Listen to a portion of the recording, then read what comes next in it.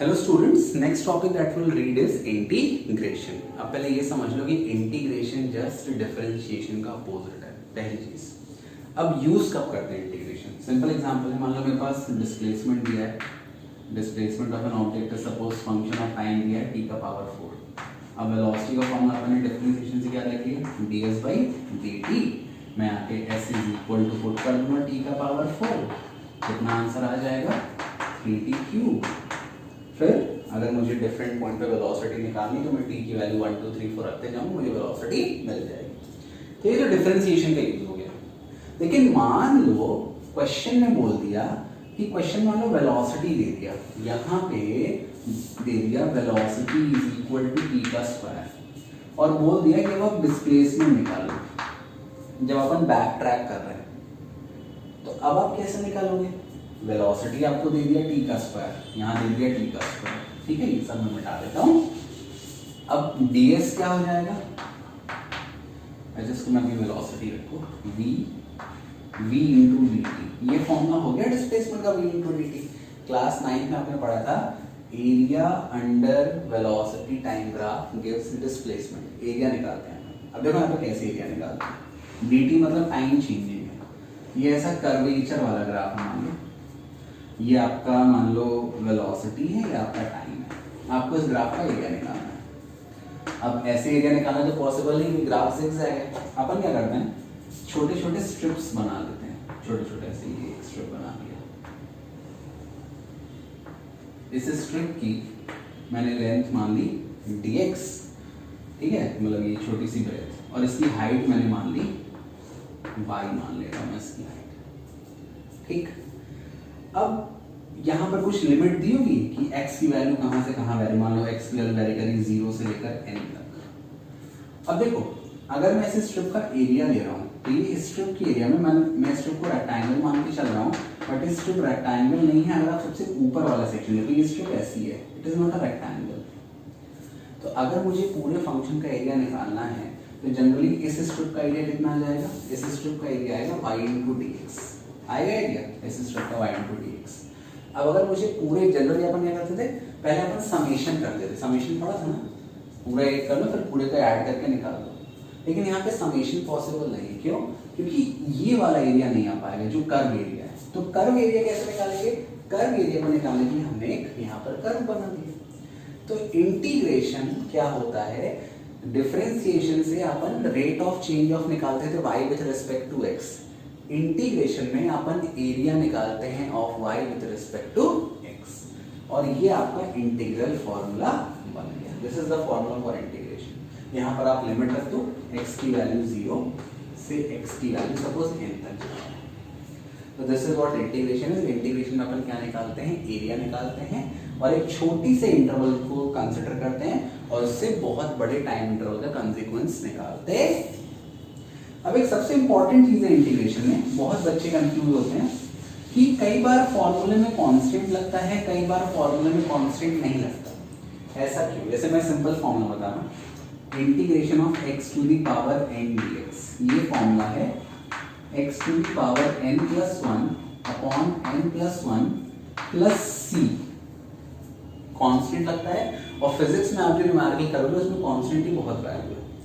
ये कांस्टेंट क्यों लगाते हैं? सिंपल कंसेप्ट समझने का ये है कि जब लिमिट ना दी हो, यहाँ पे कोई लिमिट नहीं दी है, मान सपोज, ठीक है, यहाँ पे कोई लिमिट नहीं दी है, मतलब मुझे ये नहीं पता कि ऑब्जेक्ट का इनिशियल एरिया कवर्ड कितना था, मुझे नहीं पता, कोई लिमिट नहीं दी है। तो इसलिए हम ये कांस्टेंट लगा देते हैं ताकि हमें इनिशियल वैल्यू मिल जाए।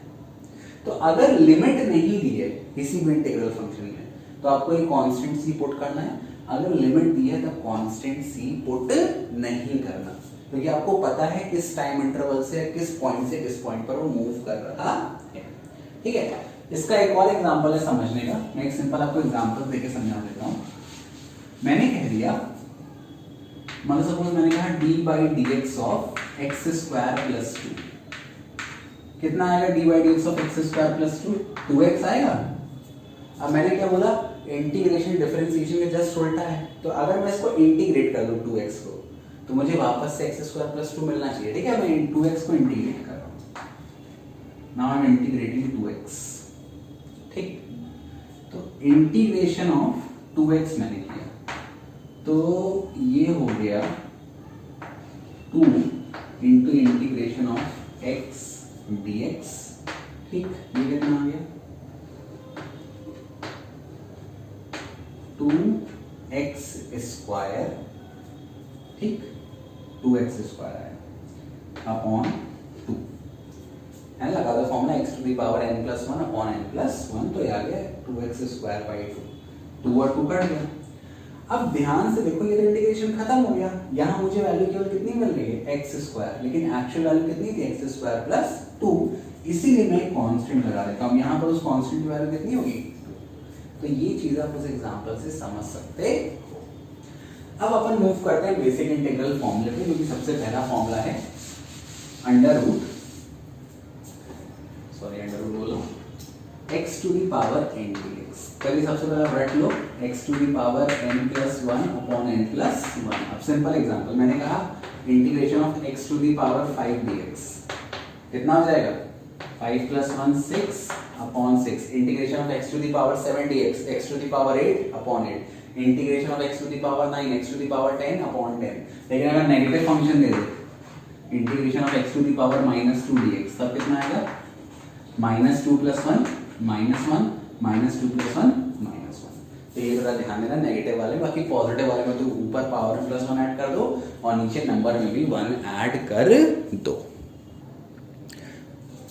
यहाँ पर सबसे इंपॉर्टेंट याद रखने वाला फंक्शन जो है वो है integration of 1 to the power x dx। ये कितना होता है ध्यान रखना log x। क्यों log x होता भैया, क्योंकि अगर मैं इसको x टू दी पावर -1 कर लूंगा तो -1 और +1 कितना होगा x की पावर 0, तो वो इंटीग्रेट नहीं होगा। तो integration of 1 to the power x is log x। बाकी formula will flash to you on the screen, आप देख सकते हो उसको फॉर्मूले को।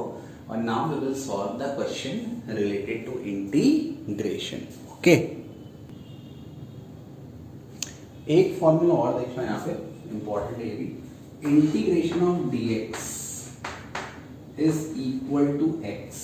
अच्छा, अभी क्वेश्चन आता है ऐसा क्यों होता है, तो इंटीग्रेशन ऑफ dx, इसको मैं लिख सकता हूँ 1 इंटू dx लिख सकता हूँ, इसको मैं 1 को मैं x का पावर 0 dx लिख सकता हूँ।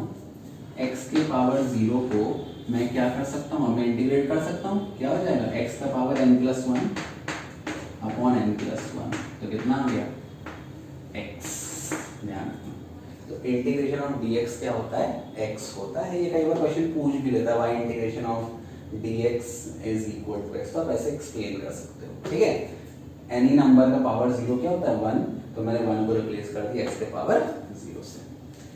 अब हम आते हैं इंटीग्रेशन के कुछ क्वेश्चन पे जो कि थोड़े टफ है और आप जरूर देखें उन्हें।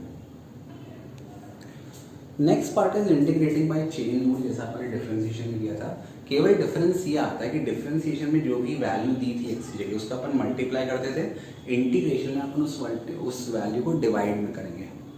कैसे, ये देखो एक फंक्शन है, आप वैसे तो इसको बहुत सिंपल कर सकते हो, अगर आप ब्रेक कर दो है ना a प्लस बी का होल स्क्वायर, अगर मैं a प्लस बी का होल स्क्वायर ब्रेक नहीं करता फिर मैं कैसे करूँगा, इसमें पूरे को x मान लूंगा।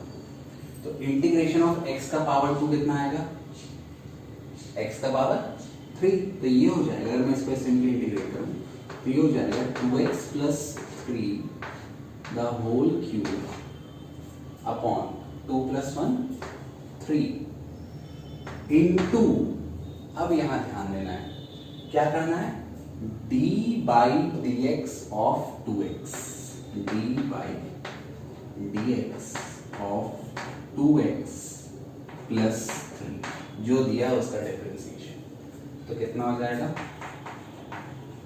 2x प्लस 3 का होल क्यूब अपॉन 3 और d by dx of the तो 0 हो जाएगा, ये आएगा 2, तो आपका आंसर आ गया 2x प्लस 3 का whole cube upon 6। This is how you have to do it. वहाँ पे मल्टीप्लाई करते थे, यहाँ पे डिवाइड करना उसी के डिफरेंशियल से।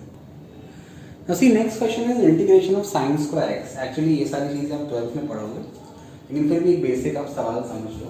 अब sin square x का इंटीग्रेशन नहीं होता, मुझे कोई फॉर्मूला नहीं पता। अब इसलिए आपको ट्रिग्नोमेट्री के सारे फॉर्मूले याद करने पड़ेंगे जो बहुत इंपॉर्टेंट है, क्लास 11 में पढ़ोगे। कैसे, एक फॉर्मूला होता है cos 2x, ये होता है 1 - 2 sin square x, तो ये कितना हो जाएगा 2 साइन स्क्वायर एक्स इधर आ गया, 1 minus cos 2x sine square x is equal to 1 minus cos 2x upon. तो ऐसे आपको वैल्यूज पुट करके करना पड़ेगा ट्रिग्नोमेट्रिक फंक्शन के लिए। तो ये हो गया 1 minus cos 2x upon 2 dx। अभी अलग अलग कर दो, ये हो जाएगा integration of 1/2 dx minus integration of cos 2 dx।